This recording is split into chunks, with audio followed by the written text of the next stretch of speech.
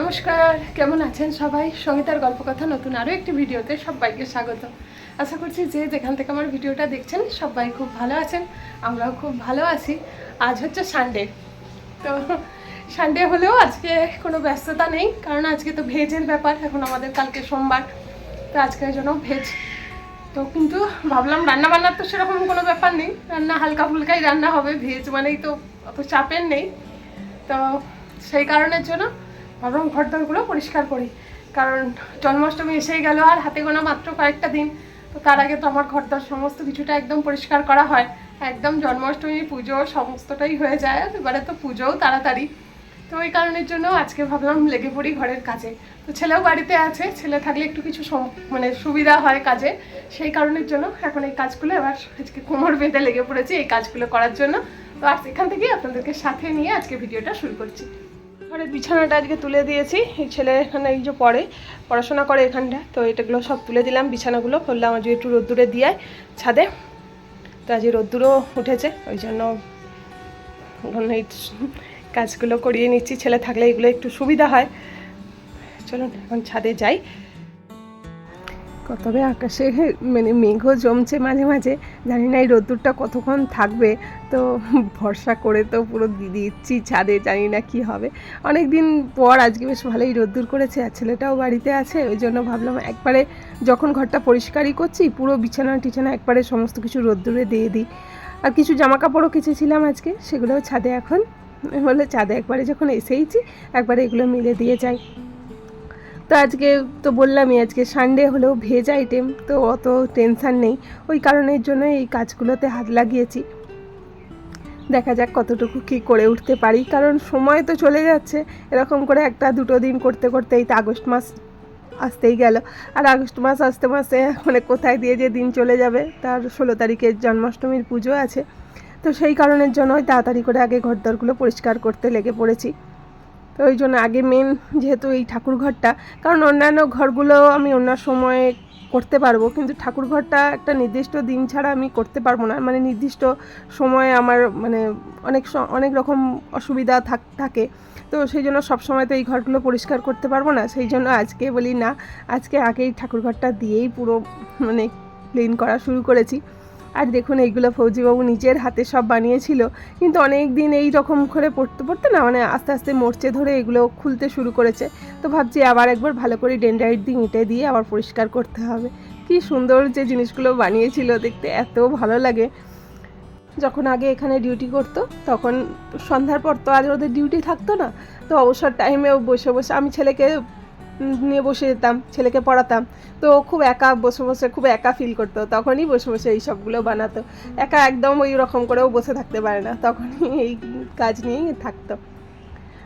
এই যে র্যাকটা দেখছেন, এই র্যাকটাও কিন্তু আমি ফৌজিবাবুর নিজের হাতে বানানো। সমস্ত জিনিসগুলোর একটা থেকে খালি করে দিয়েছি, দিয়ে এখন ভালো করে এটা মুছে পরিষ্কার করে নিচ্ছি। ফ্যানটা তো সেদিনকে ছেলে মুছেই ছিল, তবু আজকে ভাবলাম যখন সমস্ত কিছুটা পরিষ্কার করছি তো আমি একবার ফ্যানটাও ভালো করে পরিষ্কার করে দিই। আর এই ঘরে আগেও বলেছি আপনাদেরকে, এই ধূপ ধুনোটা বেশি দেওয়া হয় বলে না, এই ফ্যানের মধ্যে একটা চটচটে ভাব এসে গেছে জানেন। আর এই যে খাটের তলা ছিল এই ফৌজিবাবুর ট্যাঙ্কটা, এই ট্যাঙ্কটা ফৌজিবাবুর চাকরি সূত্রে পাওয়া, তো বাড়িতেও একটা আছে, তাতে আমি ঠাকুরের বাসন রাখি। এখানে আরেও একটা আছে, তাতে আমার ঠাকুরের বাসন থাকে। আর এইটাতে থাকে ফৌজিবাবুর সেই সেই ট্রেনিংয়ের সময় থেকে যত সব জিনিসপত্র এই ট্যাঙ্কটার মধ্যে থাকে। তো অনেক দিন এরকম করে, আর ট্যাঙ্কটার মধ্যে না কোথা থেকে আরশোলা ভেতরে হয়ে যায় জানেন, তো ওই জন্য একদম ছাদে নিয়ে চলে এসেছি, এসে একবারে ভালো করে পরিষ্কার করে দিচ্ছি। ওই দেখুন চতুর্দিকে আরশোলা বাইছে। তো সমস্ত জিনিসগুলো একদম ট্যাঙ্ক থেকে বার করে খালি করে দিয়েছিলাম, দিয়ে একবারে ঝেড়ে পরিষ্কার করে নিচ্ছি। আর এই দেখুন একটা পাগলির কাণ্ড, তো ভোজবাবুর ওই টুপির এটা লাগানো থাকে না, তো এটা নিয়ে আমি এখন মাথায় গুঁজে দেখাচ্ছিলাম যে বাবু কেমন লাগছে বল। ছেলেটাও হাসছে আমার পাগলামি দেখে। আর এইদিকে দেখুন ফৌজিবাবুর ওই যে বললাম না ট্রেনিংয়ের সমস্ত জিনিস, তো এই এক্সাম বোর্ডটা পাওয়া গেছে, তো তাতে এই যে ওয়াইটা এমন পাকিয়েছে দেখুন, তো ছেলেটা বলছে লেজের মতো লাগছে ওয়াইটা। বাড়ি যাওয়ার সময় চোখের ভিতর ঢুকিয়ে হতে ঢুকবে হয়ে যাবে, কোথাও পেট অবধি আসবে। নাহলে তুই একটাতে আমি একটাতে, তোর বাপ দুদিকে দুজনকে পিঠে নিবে, দুটো বস্তাতে দুজনকে করবো, বাবা দুদিকে এরকম করে পিঠে নিয়ে করতে হবে রওনা। বস্তাগুলো ভালো থাকতে পারবো। কুলিতে দিয়ে দিলে? কুলি কেন, তোর বাপি নিয়ে যাবে আবার কি? কুলি কেন নিয়ে যাবে? বাবা আছে। দেখতেই পাচ্ছেন আমাদের এই কাজের থেকে হাসি হচ্ছে বেশি, তো একটা একটা করে এরকম জিনিস বার হচ্ছে আর দেখছি, আর ওই দুজনে মা ছেলে দুজনে হাসাহাসি করছি। তো এই যে খাটের তলাটা পুরো একদম ফাঁকা করে দিয়েছি, দিয়ে একটু সার্ফ আর ফিনাইল দিয়ে ভালো করে তলাটা মুছে নিচ্ছি। কারণ কি বলুন তো, ওই যে বললাম না জন্মাষ্টমী তো আসছে, তো এবার খাটের তলাটা আরও তাড়াতাড়ি করে মেন পরিষ্কার করছি কেন, জন্মাষ্টমীর সমস্ত বাজারগুলো করে রাখবো, তো গ্রসারি আইটেমগুলো একবারে যে করে রেখে এই যে খাটের তলাটা মোছা হয়ে গেলে সুবিধা হবে, একবারে কার্টুন ভরে জিনিসগুলো এর মধ্যে রেখে দিতে পারবো। ওই কারণের জন্যই একবারে ভালো করে পরিষ্কার করে মুছে নিচ্ছি। আর দেখুন এর তলায় তো ঢোকা সম্ভব নয়, মানে এত অসুবিধা হচ্ছে নুয়ে নুয়ে ঢুকতে, তো তার কি আর করব। আর মানে ডান্ডা দিয়ে মুছলে হতো, কিন্তু মানে এতটা ভালো হবে না, হাত দিয়ে মুছলে যতটা পরিষ্কার হয় ডান্ডা দিয়ে অতটা ঠিক ভালো হয় না, ওই জন্য আমি হাত দিয়েই মুছে নিচ্ছি। তো এদিকে মোছামুছির কাজগুলো কমপ্লিট হয়ে গেছে, আমি এবার চলে এসেছি একটু কিচেনে, কারণ একটু জল খেতে হবে। পুরো যা মানে রোদ্দুরও আজকে উঠেছে, তো গরমও আজকে প্রচুর, তো সেই কারণের জন্য ভাবলাম একটু লেবু আর চিনির জল বানাই। তো নুন লেবু চিনি দিয়ে একটু জল বানাবো। আর ছেলেটা তো ঘরে পড়তে বসে গেছে, ও আমার সঙ্গে একটু ছাদে ছিল, তো সেই কাজগুলো করে ও তার পড়াশোনা করছে, তো ভাবলাম মা ছেলে দুজনের জন্যই একটু লেবুর জল বানিয়ে নিই।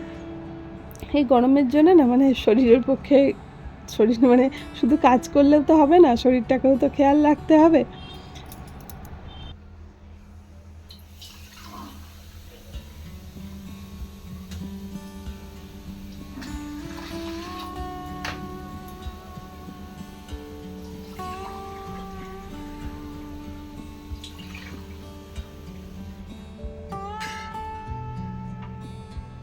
বিশাল খাটাখাটনি করছে, আসুন অনেক খাটাখাটনি করেছেন। এই কান নিবি, ওটা তো পরিষ্কার মোটামুটি হয়েই গেছে, শুধু এবার এই সব জিনিসগুলো একটু মুছে মাছে আবার জায়গার জিনিস জায়গায় সব রাখতে হবে। কিছু জিনিস বাতিল যাবে আর কিছু জিনিস গুছিয়ে আবার রাখা হবে। এই যে সারাদিনের পর মোটামুটি ঘরটা ক্লিন হয়ে গেছে। এদিকে টেবিল ক্লথটা ধুয়ে দিয়েছি, এরকমই রেখেছি আজকে।